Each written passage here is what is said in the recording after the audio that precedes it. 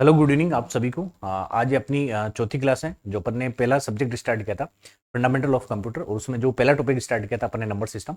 Number system का जो theory का पार्ट है वो अपन ने कवर कर लिया था। आज की क्लास में अपन देखेंगे न्यूमेरिकल देखेंगे, क्योंकि नंबर सिस्टम वाले चैप्टर में बहुत कम चांस है कि आपको छोटे सवाल मिलेंगे। जैसे आधार का सवाल मिलेंगे, बहुत कम चांस है कि आधार का सवाल मिल भी गया तो आप उसको हल आराम से कर लोगे, है ना।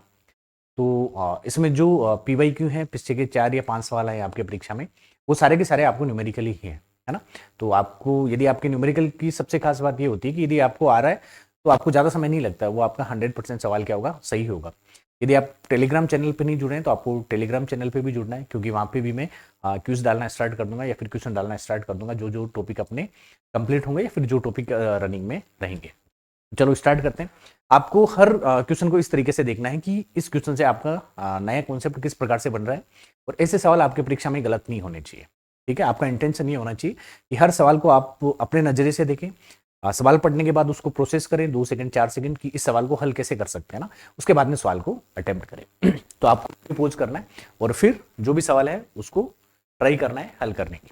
देखो पहला सवाल, निम्न में से कौन सी संख्या सही नंबर सिस्टम में लिखी गई है। यहाँ पे 4 संख्याएं दे रखी है और आपको ये पूछा गया कौन सी संख्या सही नंबर सिस्टम में लिखी गई है। अब देखो, नंबर सिस्टम की सबसे खास बात ये होती है कि हर प्रत्येक नंबर सिस्टम का क्या रहता है, आधार रहता है। जैसे मैंने एक संख्या लिखी है जिसका आधार है 9। इस नंबर सिस्टम का आधार 9 है। इसका मतलब ये हुआ कि इसमें कुल अंक 9 होंगे। कौन कौन से अंक होंगे, 0 1 से लगा के 8 तक। मतलब इस आधार सिस्टम से जो भी संख्या बनाऊंगा मैं, उसमें 0 से लगा के 8 अंक ही यूज होंगे। इसमें कभी 9 नहीं आएगा, कभी 10 नहीं आएगा, कभी 11 नहीं आएगा। यदि इसको मैं जनरल लिखूं, यदि मेरे पास कोई भी संख्या है जिसका आधार आर है, तो इसका मतलब ये हुआ कि इस आधार से जो भी संख्या बनाऊंगा उसमें कौन कौन से अंक इस्तेमाल होंगे, 1 2 से लगा के कोमा R-1 तक। देखो, यदि आर की जगह 9 लिखूं तो यहाँ पे क्या आ जाएगा, 0 1 कोमा आर की जगह 9 - 1 क्या होगी। परीक्षा में ये सवाल भी आ सकता है कि आपको आधार आर है तो उसमें कौन कौन से अंक हो सकते हैं। तो बताओ, देखें कौन सी सही नंबर सिस्टम में लिखी गई है। देखो, जिसका आधार 5 है, इसका मतलब लेकिन यहाँ पे क्या आ रहा है, 5 आ रहा है, जो कि गलत है। ये सवाल देखो, इसमें आधार आता है, कौन कौन से अंक होंगे, कोई संख्या बनेगी उसमें किन अंकों का यूज होगा, 0 से लगा के 7 तक का। देखो, इसमें 8 आ रहा है जो कि गलत है, यहाँ पे भी 8 आ रहा है जो गलत, तो ये भी गलत हो गया। उसके बाद में देखो, इसका आधार कितना है, 7 है, 6 तक। तो देखो 6 आ रहा है, सॉरी हाँ, जो इसमें जो 7 आ रहा है वो क्या है, गलत है, तो ये ऑप्शन भी गलत है। उसके बाद में देखो, आधार यदि 6 है तो कौन कौन से किसके 5 तक। अब देखो, ये जो संख्या बनी है इसमें जो भी अंक है वो 0 से लगा के 5 तक की संख्या तक का है, तो ये ऑप्शन क्या हो गया, सही हो गया। तो आपको समझ में आना चाहिए कि आधार का मतलब क्या है। आधार से अपन क्या निकाल सकते हैं, आधार से अपन को यह पता लगता है कि इस संख्या, जो भी संख्या बनाएंगे इस आधार में, उस संख्या में किन किन अंकों का अपन यूज करेंगे। अगला सवाल, वीडियो को पोज करो और खुद से ट्राई करो। देखिए, एक संख्या दे रखी है, दशमलव संख्या ना, 124.25। इसका आपको बाइनरी में मान निकालना है। देखो, ये जो दशमलव में संख्या दे रखी है उसमें पॉइंट आ रहा है। इसका मतलब ये होगा कि जो पॉइंट से पहले की संख्या है उसका बाइनरी में अपन अलग तरीके से निकालेंगे, और पॉइंट के बाद वाली संख्या का बाइनरी में अपन अलग तरीके से निकालेंगे। तो देखो, सबसे पहले यदि अपन 124 का निकालें, 2 का भाग देना और यहाँ पे क्या लिखना है, शेषफल लिखना है। देखो, 2 का भाग 2 कितनी बार गया यहाँ पे, 6, और शेषफल बचा मेरे पास 0। फिर 2 का भाग देना है आपको, 3 और 1 बार गया, शेषफल बचा 0। फिर 2 का भाग देना कितनी बार गया, 15 बार गया, शेषफल 1 बचा। फिर 2 का भाग देना कितनी बार गया, 7 बार गया, शेषफल 1 बचा है। फिर 2 का भाग दिया, 3 बार गया, शेषफल 1 बचा। 2 का भाग दिया 3 में, 1 बार गया, शेषफल 1 बचा। ठीक है, अब देखो पॉइंट 25 का निकालते हैं। तो पॉइंट 25 का कैसे निकालेंगे, आपको पॉइंट 25 लिखना है और उसको मल्टीप्लाई करना है, किससे, 2 से मल्टीप्लाई करना है।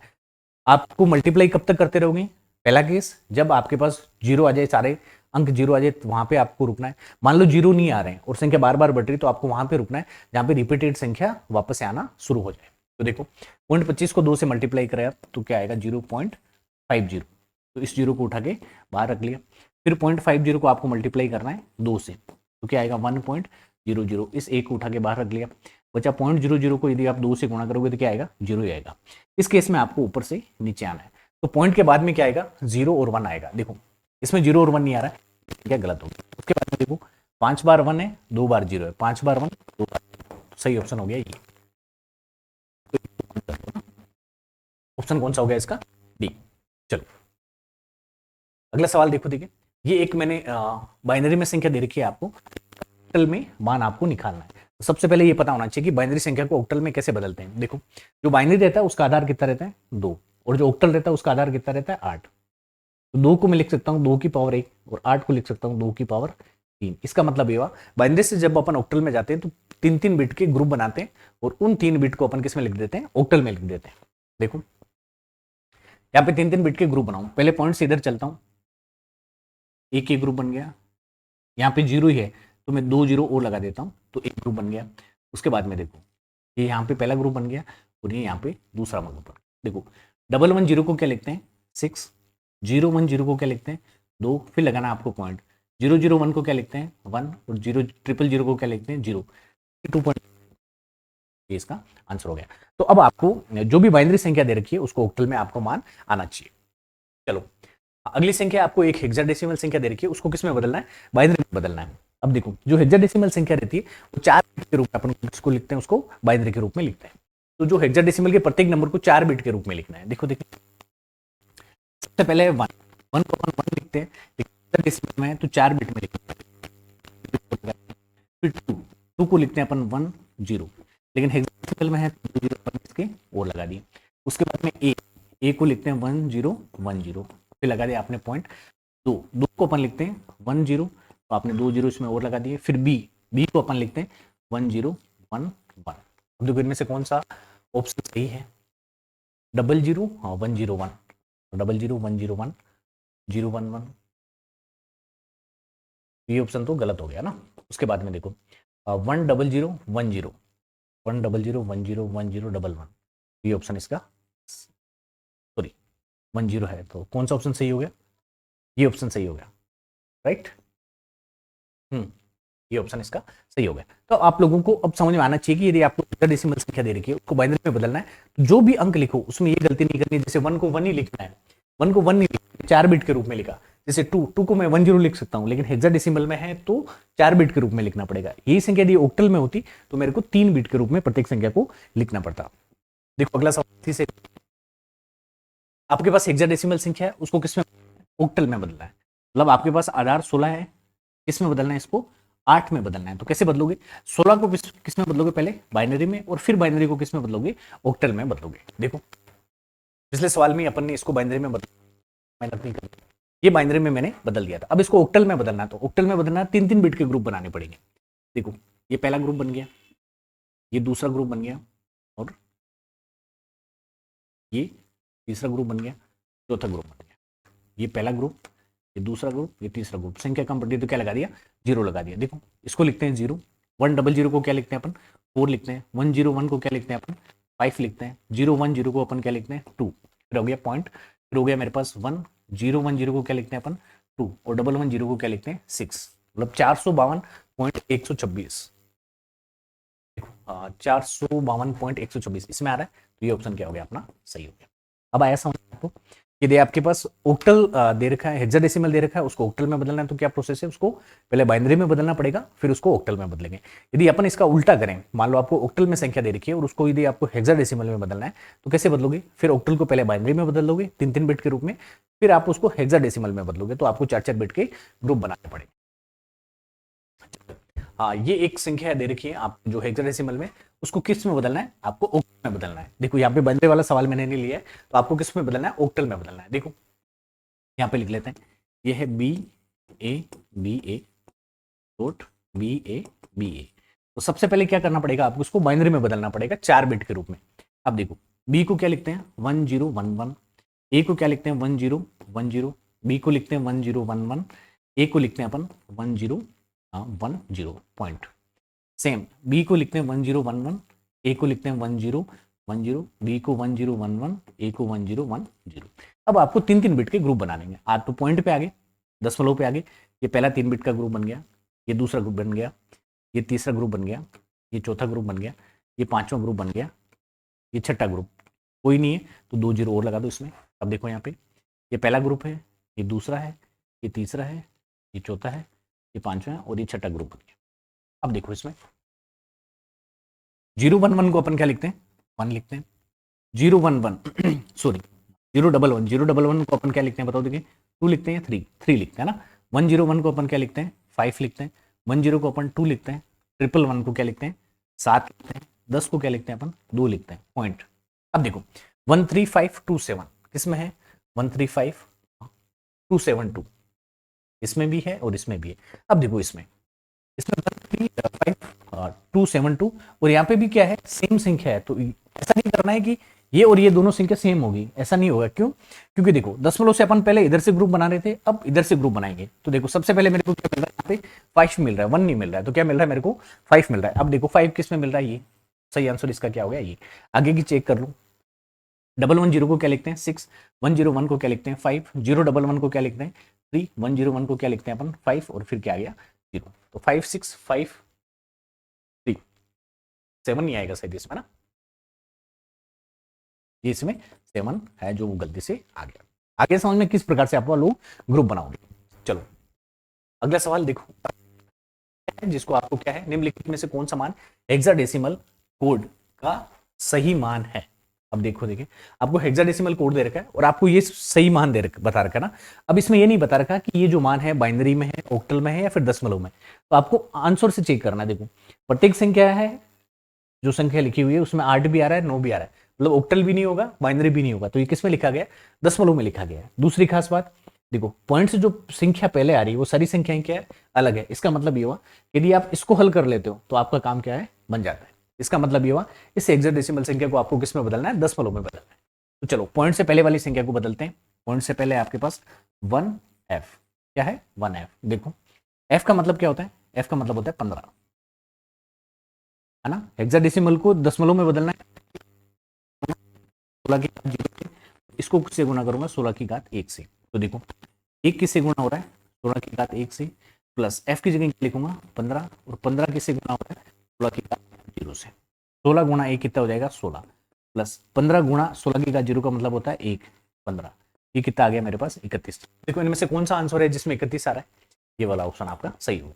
यदि आपको पॉइंट के बाद वाला हल करना है तो कैसे करोगे, 0.1b और आपको किससे मल्टीप्लाई करना है, 16 से मल्टीप्लाई करना और फिर लगातार जो जो भी पॉइंट से पहले की संख्या है उनको लिखते जाना है। अब देखो इसमें अपना आंसर मिल गया, तो इसको यहीं पे छोड़ना है। आपको घर पे प्रैक्टिस करनी है पॉइंट वाले संख्या की कि आपको ये हल हो रहा है या नहीं हो रहा है। चलो अगला सवाल है, देखो देखिए, हाँ ये आपके पीवाई क्यों है, जो पिछला सवाल बताया था ये भी आपकी एग्जाम में आ चुका है। पिछली जो परीक्षा थी बीसीए और एससीए की परीक्षा में ये सवाल आया था। अब जितने भी 4 सवाल हैं वो आपकी पुराने एग्जाम में आ चुके हैं। देखो आपको एक बाइनरी संख्या दे रखी है, हाँ उसको डेसिमल के समकक्ष बताना है ना। डेसिमल का मतलब होता है दशमलव। सबसे पहली चीज देखो, सबसे पहले आपको आंसर देखना है। देखो पॉइंट से पहले क्या, जीरो, पॉइंट से पहले जीरो, चार का तो कोई मतलब है ही नहीं, है ना, हो गया। कभी भी नेगेटिव यूज नहीं है यहाँ पे, क्योंकि यहाँ पे अपन वो नहीं पढ़ रहे, फर्स्ट कॉम्प्लीमेंट नहीं पढ़ रहे, टूज कॉम्प्लीमेंट नहीं पढ़ रहे, तो माइनस का तो कोई मतलब नहीं है। ये ऑप्शन भी क्या हो गया, गलत हो। अब अपने पास 2 ऑप्शन बचे हैं। देखो 0.01, ठीक है। इस बाइनरी संख्या को आपको किस में बदलना है, डेसिमल में बदलना है। तो देखो डेसिमल में बदलने के लिए इसको मल्टीप्लाई करेंगे 2 की पावर -1 से, इसको मल्टीप्लाई करेंगे 2 की पावर -2 से, इसको -3 से, इसको करेंगे 2 की पावर -4 से। तो देखो मल्टीप्लाई करें 2 की पावर -1 को कर रहे हैं 2 की पावर -2 से, कर रहे हैं 2 की पावर 4 से, ये तो 0 हो गया। प्लस इसको मैं लिख सकता हूँ 1/4, प्लस इसको मैं लिख सकता हूँ 1/8, प्लस इसको मैं लिख सकता हूँ 1/16, ठीक है। उसके बाद में देखो यदि मैं इनका एलसीएम लूँ तो एलसीएम क्या आ जाएगा मेरे पास, 16 आएगा। ये आ जाएगा मेरे पास 4 प्लस ये 2 प्लस 1, ये कितना हो गया 7/16। आगे समझ में, 7/16 में भाग दोगे तो 0 पॉइंट, देखो हाँ 7/16 में भाग देना है, कितनी बार भाग गया, 4 बार भाग गया, 60 हुआ ना, कितना बचा 60 बचा, 16 4.3 किस में आ रहा है, ये इसमें आ रहा है। तो सही आंसर इसका हो गया। अब देखो यहाँ पे एक कॉन्सेप्ट और देखो, बाइनरी को बदलने का दूसरा तरीका मैंने बताया था, 1 2 8 16 32 और 64, है ना। फिर आती है 0.25, फिर आती है 0.125। अब देखो मान लो कोई भी संख्या है 32 यदि 32 से बड़ी संख्या है तो आप लोगों को पता होना चाहिए कि इनका योग क्या हो रहा है, 31 हो रहा है। 32 यहाँ पे आ गया तो इन सारों का योग मिलके क्या हो रहा है, 31। यहाँ पे 64 आ गया, इसका मतलब ये हुआ इन सब का मिलके योग क्या हो रहा है आपके पास, 63 हो रहा है। मतलब जो लिखी गई संख्या है 64 उससे एक कम हो रहा है। अब देखो यहाँ पे 0.5 आ गया, इसका मतलब ये हुआ यहाँ पे जो भी संख्या लिखोगे उन सब का योग क्या होगा, 0.5 से क्या होगा, कम ही होगा। अब इस सवाल पे आओ वापस। देखो पहला बिट 0 है, मतलब पहला बिट, तो यहाँ पे अपन क्या लिख सकते हैं, 0.5। अब देखो पहला बिट 0 है, इसका मतलब ये हुआ कि इन सब का योग कितनी भी 1 हो उनका योग 0.5 से कम हो रहा है। देखो इसमें 0.5 से ज्यादा हो रहा है, इसमें 0.5 से कम हो रहा है, तो आप इसको सीधा भी कर सकते हो। चलो अगला सवाल, आपको ये सवाल दे रखा था परीक्षा में, ये सवाल आया हुआ है 146 जिसकी आधार है x और 313 जिसका आधार है x-2। आपको बेस x का मान ज्ञात करना है। ये बहुत अच्छा सवाल है, आप टाइम लो और खुद से एक बार हल करो। देखो ऐसे सवालों में आपको प्रत्येक बेस उठाना पड़ेगा। देखो सबसे पहले मैं उठा रहा हूं बेस 5। मान लो इसका बेस कितना हो गया, 5। इसका है x-2 तो 5 - 2, इसका आधार कितना हो गया, 3। पहली चीज देखो, यदि इसका आधार 5 है तो यहाँ पे 6 नहीं आ सकता। क्यों? क्योंकि आधार 5 वाली में कौन कौन से अंक आ सकते हैं, 0 से 4, ये वाला ऑप्शन। उसके बाद x का मान में रख देते हैं, तो यहाँ पे क्या होगा, 4। अब देखो यदि इसका आधार 6 है तो यहाँ पे 6 नहीं आ सकता क्योंकि अंक होंगे 0 से 5, क्या हो गया, गलत। उसके बाद में तीसरा ऑप्शन देखो, इसका x का मान है 7।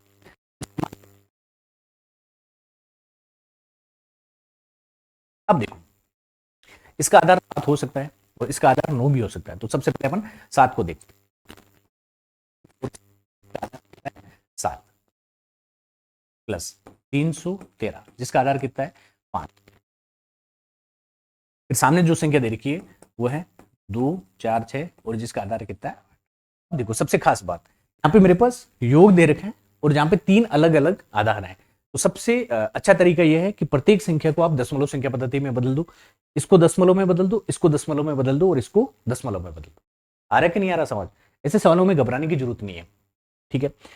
किसी भी एक कॉमन संख्या पद्धति में बदल दो, इन दोनों को एक कॉमन संख्या पद्धति में बदलोगे फिर इनका योग होगा, उसके बाद में ये इसके बराबर आता है या नहीं आता है। इन तीनों का क्या होना चाहिए, आधार समान होना चाहिए। इसका मतलब ये हुआ इस संख्या को मैं दशमलव में बदल देता हूं। दशमलव में बदलने का तरीका ये है, ये गुणा होगा 7 की घात 0 से, ये गुणा होगा 7 की घात 1 से, ये गुणा होगा 7 की घात 2 से, दशमलव में बदल जाएगी। ये गुणा होगा 5 की घात 0, 5 की घात 1 और 5 की घात 2। ये गुणा होगा 8 की घात 0, 8 की घात 1 और 8 की घात 2। देखो गुणा करते हैं, 7 की घात किसे गुणा हो रहा है, 1 से, प्लस 7 की घात 1 किसे गुणा हो रहा है, 4 से, प्लस 7 की घात 0 किसे गुणा हो रहा है, 6 से। ये मेरे पास इसका आंसर हो गया। फिर है प्लस, ये दशमलव में बदल गया और ये दशमलव में बदल गया। देखो 5 की घात 2 किसे गुणा हो रहा है, 3 से, प्लस 5 की घात 1 किसे गुणा हो रहा है, 1 से, प्लस 5 की घात 0 किसे गुणा हो रहा है, 3 से, सॉरी किसे गुणा हो रहा है, 3 से। ये दूसरा बदल गया। अब देखो तीसरा, 8 की घात 2 किसे गुणा हो रहा है, 2 से, प्लस 8 की घात 1 किसे गुणा हो रहा है, 4 से, प्लस 8 की घात 0 किसे गुणा हो रहा है, 6 से। चलो देखो इसको सीधा हल करते हैं। 7 गुणा 7 कितने हो गए, 49। ये हो गया 49, प्लस 7 इंटू 4 7 चौक 28, प्लस 7 की घात 0 का मतलब होता है 1, 1 गुणा 6 कितना हो गया मेरे पास, 1 हो गया, प्लस ये देखो 25, 25 को 3 से गुणा करो कितने आएंगे मेरे पास, 75 आएंगे, प्लस 5 को 1 से गुणा करो 5 आएंगे और 1 को 3 से गुणा करो क्या हो गए, 3 आएंगे। तो देखो ये हो गया 64, 64 2 से गुणा होगा ये कितना हो जाएगा, 128, प्लस 8 चौक कितने होते हैं, 32 और ये कितने आ गए, 6। तो देखो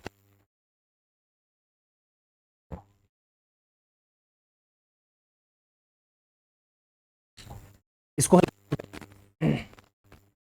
चलो सबसे पहले इसको हल कर देते हैं। देखो 128 और 32 कितने हो गए, 160 और प्लस 6 कितने हो गए मेरे पास, यहाँ पे कितने आ रहे हैं, 166 आ रहे हैं। देखो इसको हल करें यदि अपन, 75 और 5 कितने हो गए, 80, 80 और 3 कितने हो गए, 83, 83 हो गए, प्लस इसको हल करते हैं। देखो 8 6 14 23, मतलब कितना लगा, 2 4, इन दोनों को जोड़ो 83 और 83 को जोड़ो कितने आगे, 166 और सामने कितना रहा है, 166। इसका सही आंसर कौन सा हो गया, ये वाला। इसका सही आंसर हो गया 7, इसका आधार कितना होगा 7। आप 9 को लेके भी ट्राई कर सकते हो और 9 को लेके आपको ट्राई करना और फिर देखना है कि किस प्रकार से इसका आंसर आएगा। ये बहुत अच्छा सवाल है परीक्षा की दृष्टि से यदि अपन देखें, और पिछली बार ये आया हुआ सवाल है ना। तो देखो अपन ने किया क्या, यहाँ पे अपन को 3 संख्या मिल गई जिनके आधार क्या है, अलग अलग रहे। तो अपन को इसका आंसर निकालने के लिए तीनों को एक कॉमन आधार में लाना पड़ेगा, मतलब इसको भी दशमलव में बदलना पड़ेगा, इसको भी दशमलव में और इसको भी दशमलव में बदलना पड़ेगा। चलो अगला सवाल, आपको x का मान निकालना है और ये संख्या आपको दे रखी है। इसका मतलब ये हुआ ये संख्या आपके पास ऑक्टल में है, इसको किस में बदलना है, आपको हेक्साडेसिमल में बदलना है। देखो ऑक्टल से हेक्साडेसिमल में बदलने का सीधा तरीका नहीं है, पहले अपन को ऑक्टल को किस में बदलना पड़ेगा, बाइनरी में, और फिर बाइनरी को किस में बदलना पड़ेगा, अपन को हेक्साडेसिमल में। देखो लिखा है 3 5 6, ऑक्टल से बाइनरी बदलते हैं तो प्रत्येक संख्या को 3 बिट के रूप में लिखते हैं। देखो तो अपन लिखते हैं 1 1, लेकिन 3 बिट के रूप में 0 लगा दिया। 5 को लिखते हैं अपन 1 0 1, और 6 को लिखते हैं 1 1 0। ये मेरे पास संख्या बन गई 356 का। ये क्या हो गया, बाइनरी रूप हो गया। ये क्या हो गया, बाइनरी में लिख दिया अपन। अब बाइनरी से अपन को किस में बनाना है, हेक्साडेसिमल। हेक्साडेसिमल बनाने के लिए अपन को कितने बिट के ग्रुप बनाने पड़ेंगे, 4 बिट। तो देखो